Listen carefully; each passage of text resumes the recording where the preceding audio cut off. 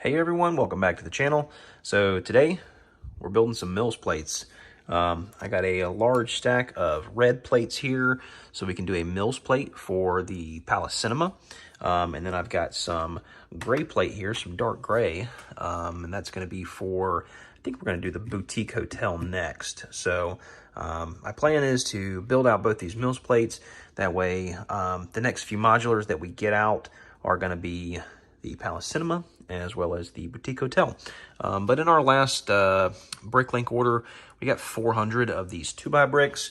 They were all kind of connected together when we got them, so we disassembled them, stuck them in here, and I'm going to try to pick through those and get... some of those are actually really new bricks, and the majority of them are older bricks. So like you can see here, the difference in these two, for example. So one's clearly new, one's clearly old. So I want to use the old ones on these Mills plates because they won't be seen, and then save the newer ones that will probably be used for Mills plates in the future. But just in case we need them to do any kind of, work in the city for any reason, then we'll have some better looking bricks.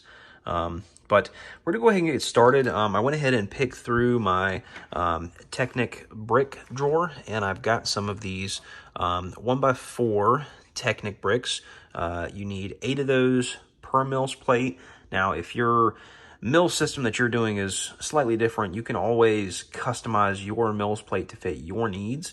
So say you know that you're not making any connections on the back, then you can remove those two and move them, save them for another system, another Mills system, or you can always do, no attachment on the front. If your roads locked together and then your buildings locked together, everybody's city is going to be different. So it's really up to you, but we're going to build them in the standard configuration because I don't know exactly what our Lego city layout is going to be, because we're building all of this in the upstairs temporary Lego room, because we're about to start construction on our downstairs basement Lego room, the eventual home of these modulars. So let's go ahead and jump into it.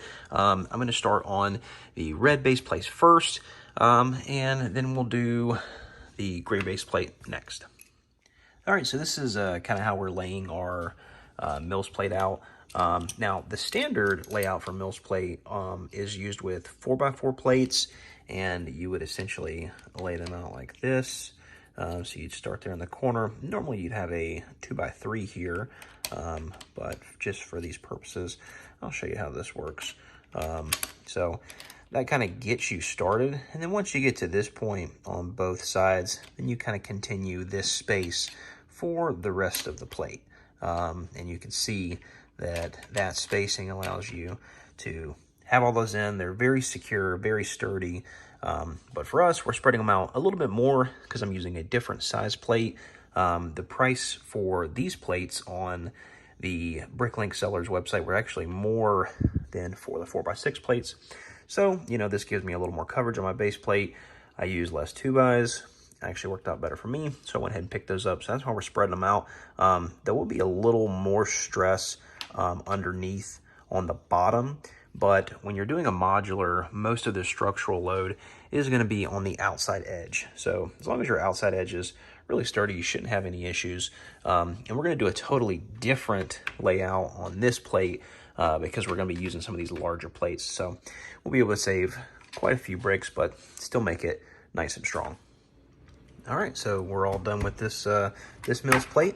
You can see I ran 4x6s, so 4 rows deep, and then I ran them 8 rows wide, so that got me down to here.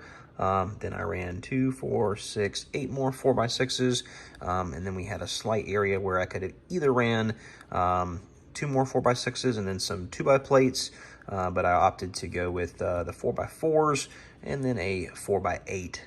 So that's all nice and locked in there. You can see the bricks are kind of staggered in different directions, so it really just depends on, how you build these depends on how structurally sound and supportive you want them to be. I mean, if you wanted to, you could do an entire solid row of these just, not touching, but it's not really necessary. This is extremely strong. Like, I'm really pushing down on this thing and it's not giving at all. So, yep, that one's done. That one's for the Palace Cinema. Let's move on to the base plate for the Boutique Hotel. All right, so I was about to start working on this other plate, and I was going to use these larger plates to just finish it off nice and easy. 4 of those big plates, and you know the plate's done, but the Mills plate is done. But I was just thinking I am going to be doing some custom skyscrapers for the city, and I will need those larger plates. So I started digging through one of my plate drawers, and I've got a couple of random colors that I can throw in there. It's not going to matter. That stuff's going to be tiled over anyways. It'll never be seen.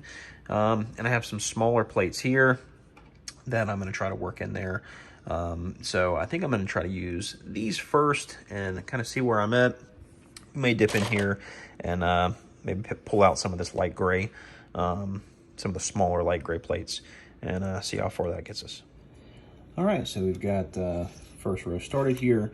We're running these 6x plates, 6x6, into some 6x8s, and you can see that I'm, just kind of spacing them like this.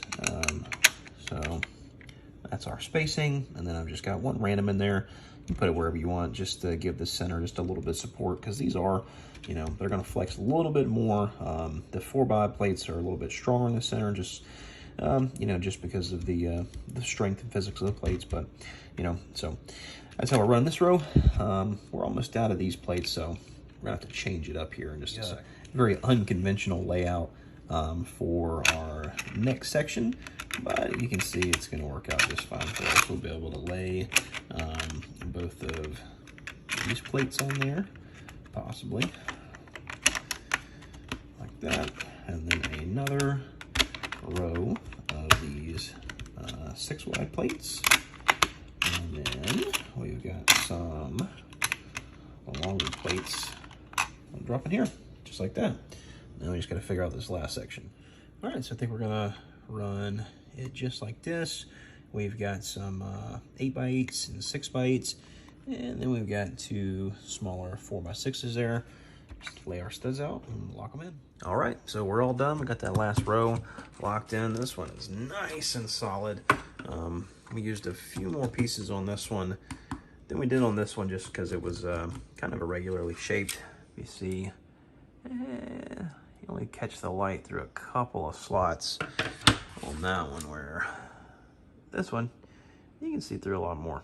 So, but they're both still very solid. Happy we knocked those out. We're going to be starting on the Palace Cinema soon, so make sure you click that subscribe bell and turn the notification on, so that way whenever we upload this video to the channel, you'll be the first one to get it. But appreciate you guys watching. If you found this video informative or helpful in any way or interesting, just go ahead and smash that like button. Leave a comment down below. Let me know, how do you guys feel about Mills plates? Are you using them in your Lego city? I know the new road plates kind of threw a wrench into everyone's Lego city layout. So just drop a comment down below. Let me know. I'd be interested to hear what your take on Mills and road plates are. So drop a like, comment, subscribe. Appreciate you guys watching. We will see you on the next one. Bye-bye.